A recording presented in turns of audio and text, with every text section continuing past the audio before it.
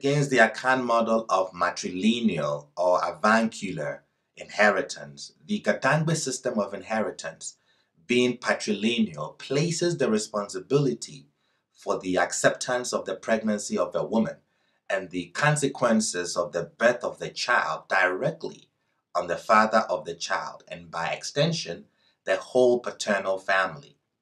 The Akan model and practice of matrilineal or avuncular inheritance stem from the belief that visually and physically it is the woman who carries the conception to term and finally bears the child. Thus, the purity of the blood between mother, child, and by extension the maternal family is never in dispute. The mother is, so to say, the owner of the baby. So primarily, the baby belongs to the maternal family. The ga-dangme practice, on the other hand, is rooted in the fact that a father, and by extension, a paternal family, accepted responsibility for the pregnancy.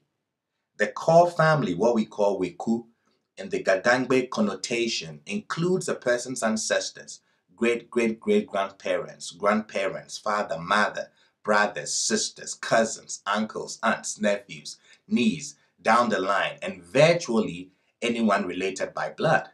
Thus, while in the Akan system, the fact of the actual birth of the baby to a mother is proof enough that the baby belongs to the mother and her family and the extended family, the ga-dangme system could be viewed as a case of only mothers know.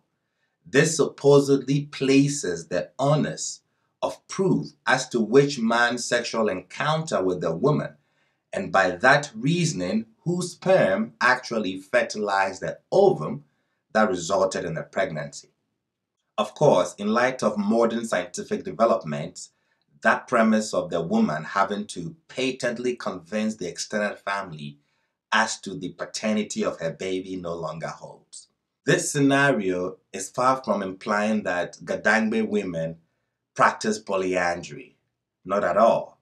Yet, although society frowns on sexual promiscuity, polyandry, and such other social vices, in these days of frayed morals, one can never tell for sure.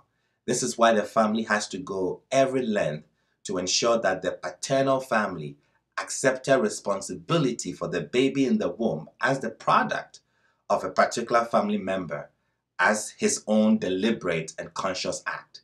So by extension, again, the baby that vicariously belongs to him really belongs to the family line. Until the scientific proof of ownership through the modern DNA paternity test came into fashion, the tribal claims to responsibility and the sense of belonging was based not necessarily on a flawed concept, but also on traditional verification tests that involved meticulous physical examination of every aspect of the external features of the baby. A group of experienced old folks in the family would check the baby all over, from the texture of the hair on its head to the texture of the sole of the feet, to confirm its acceptability as the child of the father or the assumed father should there be doubts and litigations.